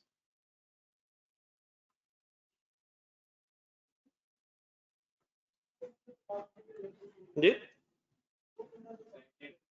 वो बंदा जो पैसे देने की पोजीशन में नहीं है। नहीं, हम अगर पैसे देने की पोजीशन में तो ऑन रिस्क हो जाएगा, ये ऑन क्रेडिट रिस्क की बात हो रही है। सर वो करे ना करे, अगर ये स्टॉक एक्सचेंज में लिस्टेड है तो प्राइसेस डाउन हो रही थी सर, उसने क्यों नहीं करनी? मार्केट आप सुनते होंगे स्टॉक एक्सचेंज में प्राइस ऊपर जा रही, नीचे जा रही, तो वो बेचारा तो नहीं करना चाह रहा होगा। लेकिन हमारी कंपनी के उसके बाद लाख के डिबेंचर्स हैं, हमारे ये डिबेंचर खरीदने में कोई इंटरेस्टेड ही नहीं है, और बड़ी हद कोई 10,000 देने को तैयार है, तो वो बेचारा तो कुछ भी नहीं करना चाह रहा हो। लेकिन ये हालात ऐसे। फॉर एग्जाम्पल आपने कोई गाड़ी ली है, 50 लाख की गाड़ी ली है, अगले दिन नया मॉडल आ गया, लोग आपकी गाड़ी को देखना ही नहीं चाह रहे, तो आप तो 50 लाख से 1 रुपए भी कम नहीं करना चाह रहे होंगे, लेकिन मजबूरन अब लोग नहीं ले रहे, तो अब क्या होगा? आपकी गाड़ी की मार्केट वैल्यू कम हो जाएगी, ऐसे नहीं? तो हम तो कभी भी नहीं चाह रहे होंगे कि हमारी इन्वेस्टमेंट्स कम हो, लेकिन सरकमस्टांसेस ऐसे हो सकते हैं जिसकी वजह से वैल्यूज कम हो जाती हैं, तो फेयर वैल्यूज हमारे कंट्रोल में नहीं होते। वो ना बेचे, लेकिन अगर उसने बेचने की कोशिश की तो उसे मिलना क्या है? और एक इन्वेस्टर बन के अगर आप सोचें और आपको लग रहा हो कि यार ये 10,000 भी अब डूब जाना, और ब्रोकरों को मिला लें साथ साथ, उन्होंने 10 भी गया, 10 भी गया, 2 दिन रह गए, 10 ये भी गया, ये भी गया, डूब जाना, बचा लो जो बचाना, तो लोग कहेंगे चलो 10 तो बचाओ जाओ।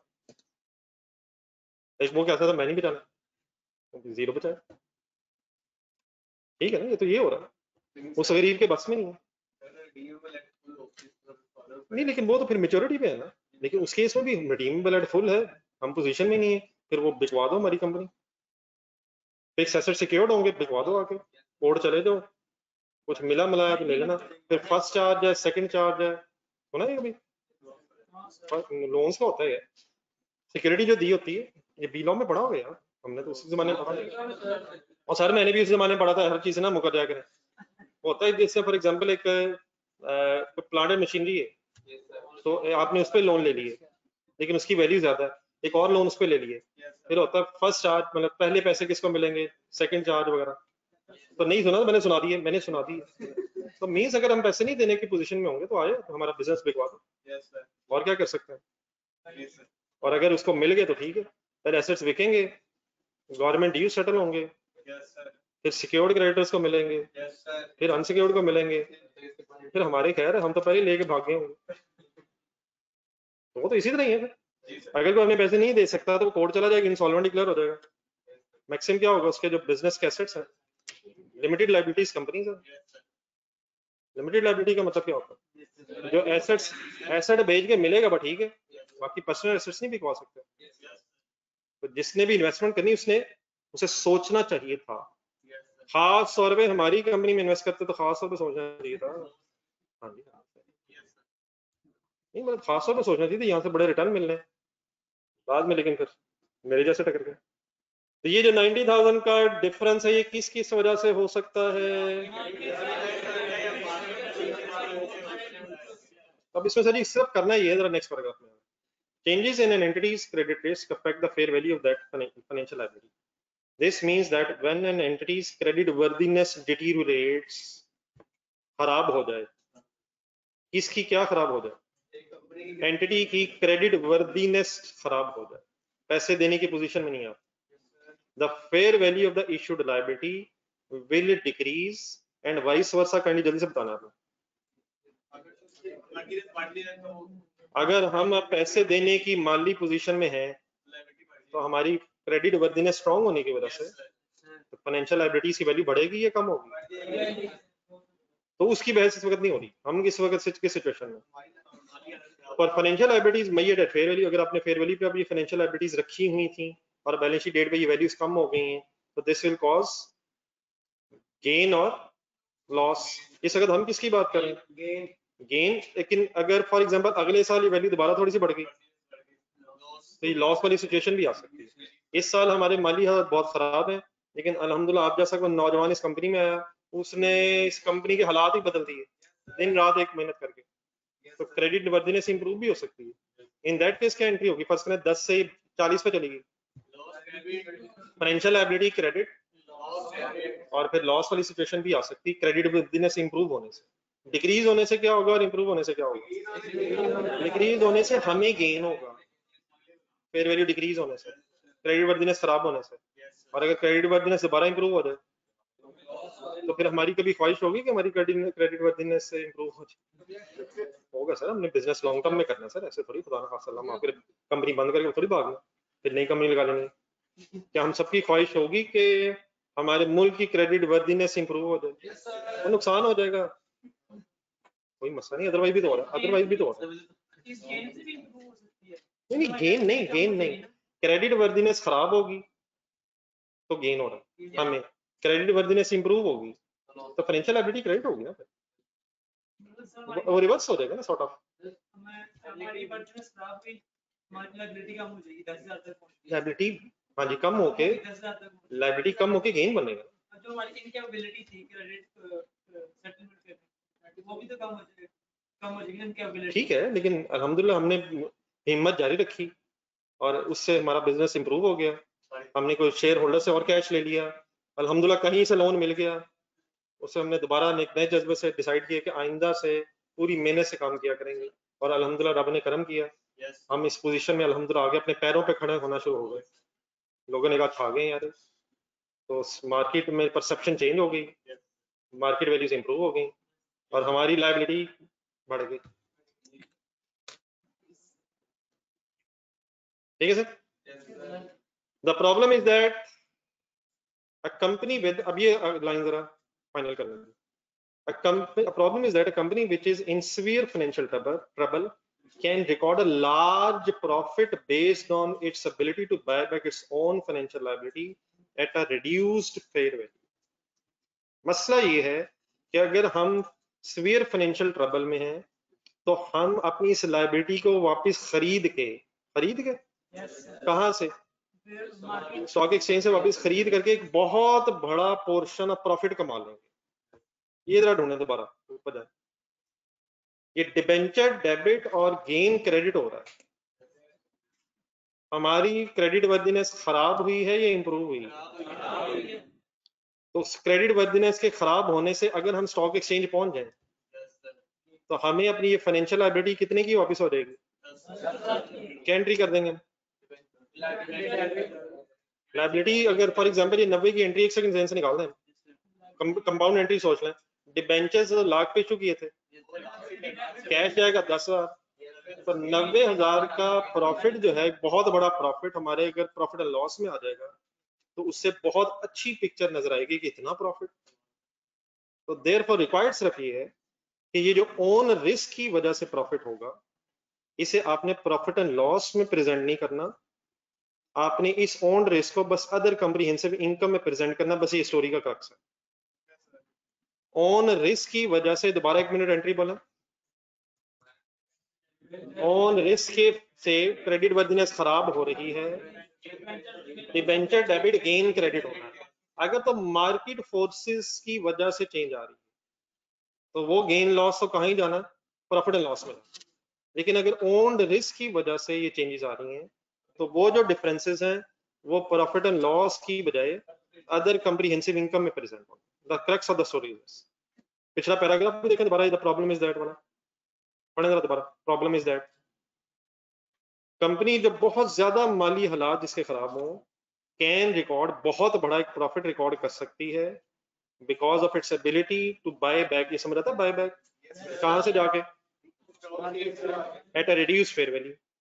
Therefore, IFRS 9 requires the gain or loss result from credit risk to be recognized in other comprehensive income. Means फिर उसी तरह से एक कॉलम बनेगा। The other gain loss not a result of credit worthiness, credit risk is recognized in। Means उसे इस case में हमने जो गेन लॉस का बस डिफरेंस निकालना हुआ करेगा कि ऑन रिस्क की वजह से कितना है और मार्केट फोर्सेस की वजह से, और उसकी फिर एक एंट्री जरा करनी देखना बगैर परेशानी से बचने के लिए। एक मिनट बात पूरी करना, फिर अगर उसमें कुछ चंद वर्ड्स आप आसानी के लिए लिखना चाहेंगे। फर्स्ट जनवरी की एंट्री बोलेंगे, इशू डिबेंचर किया आपने, अब फेयर वैल्यू है 2,70,000, गेन है लॉस है ना, गेन है लॉस है, सही कह रहे हैं, कितना, अब बस इस 2.30 का ब्रेकअप होना, और डेफिनेटली ये कोई एग्जामिनर आपको हिंट देगा तभी आप कर सकते हैं। फॉर एग्जांपल हमें कोई हिंट अगर नहीं है तो 2.30 की एंट्री बताओ। Debentures debit gain credit profit loss, fair value तो प्रॉफिट लॉस इसने प्रॉफिट लॉस में ही जाना है, लेकिन अगर इसका कोई ब्रेकअप मिल जाए ढूंढना जरा। Let's assume 2 lakh due to deterioration of on credit risk and 30,000 otherwise due to market forces, market हालात बदलने की वजह से, तो देन ये डबल एंट्री फाइनली हो जाएगी। डिबेंचर डेबिट 230, OCI में फेयर वैल्यू गेन कर रहे हैं तो थोड़ा सा बड़े अगर अपने और लगाना, फेयर वैल्यू गेन OCI में कितना, अच्छा कौन सा वाला OCI में जाना है, ये अपना अपने माली हालात के वाला OCI में, और जो डिफरेंस रह जाएगा वो as it is profit loss. तो what is the only exception to the story, अगर आप किसी फाइनेंशियल लायबिलिटी को फेयर वैल्यू पे रिकॉर्ड कर रहे हैं तो उसका जो गेन लॉस है प्रॉफिट लॉस में जाना है, unless that gain or loss results from own credit risk। in that case फिर उस डिफरेंस ने प्रॉफिट एंड लॉस की बजाय other comprehensive income. the crux of the story is this।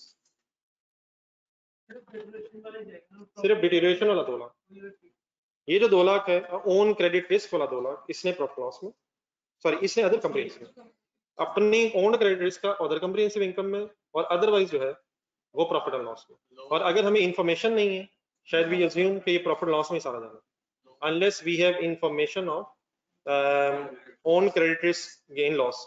अब इस वक्त तो गेन है, लेकिन अगर ये अगले सालों में हमारी मार्केट कंडीशन चेंज हो गई तो जितना फिर 2 लाख तक गेन गया हुआ है प्रॉफिट एंड लॉस में, सॉरी OCI में, उतना फिर शायद वहां से पहले रिवर्स होगा। लेट्स अज्यूम नेक्स्ट ईयर हो जाए, फेयर वैल्यू सपोज हो जाए 230 है, ये 270 में मांग, लेट्स अज्यूम 6 लाख हो जाए, 6 लाख फेयर वैल्यू होगी, एंट्री बोलो नहीं पूरा इस तरह नहीं, इस तरह नहीं, मेरे ख्याल ब्रेकअप होगा। डिबेंचर क्रेडिट कितने से होंगे, हिम्मत करें 370 हो जाएगा। 370 कैसे, 370 230 नहीं 230 से नहीं वैसे किया आपने, सही नहीं किया, 270 में मार्क होगा, ऊपर से लिंक करें 270, मेरा ख्याल 330 होगा।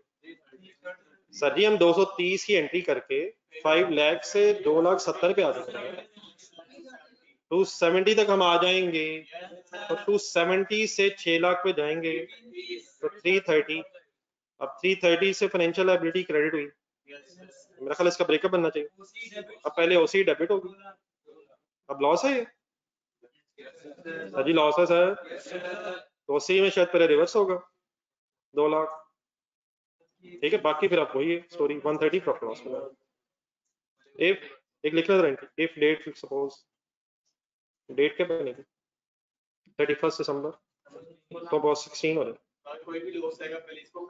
नहीं पहले फिर वही होगा ना, गेन लॉस का जो इफेक्ट था पहले ये खत्म होगा, अगर ऑन अब ओन्ड क्रेडिट रिस्क की वजह से अगर रिवर्सल होगी तो अकॉर्डिंगली प्रिस ना होगा।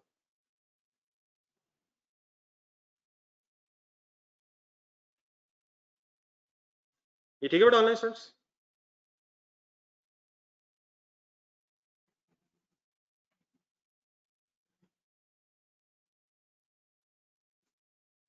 ये 230 क्लियर है? 230 कैसे है? फर्स्ट एंट्री के बाद हम कितने से कितने पे आ गए थे? 5 लाख से 270 पे आ गए थे, तो अब हमें कहां से कहां वापस जाना है? 270 से 6 लाख पे जाना।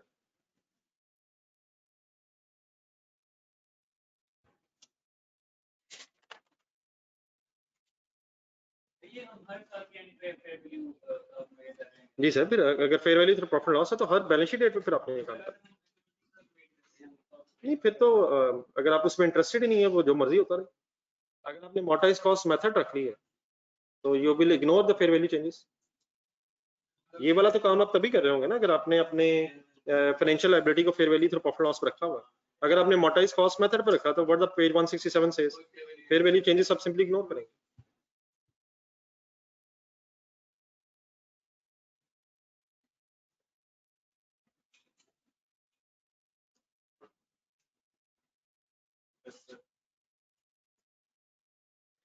इस तरह करें, आज मेरा ख्याल है जरा इसी को जरा टाइम देकर खत्म कर लें, फिर कल से ऑनवर्ड्स कुछ पुराने टॉपिक से जरा वापस आएगा। अब इस वीक में कोई टेस्ट स्टार्ट करने हैं या नेक्स्ट वीक से?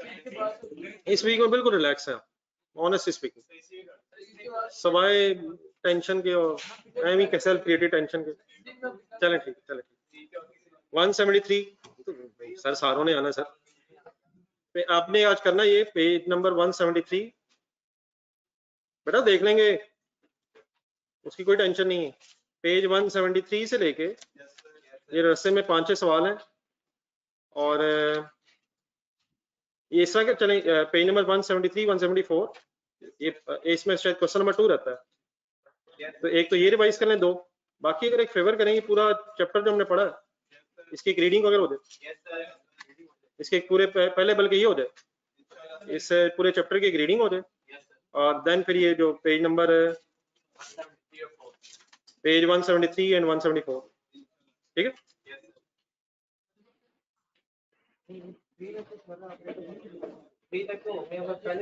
3 रहता है मेरा, सॉरी 2 रहता है, 2 रहता है, बाकी तो हो गए भाई।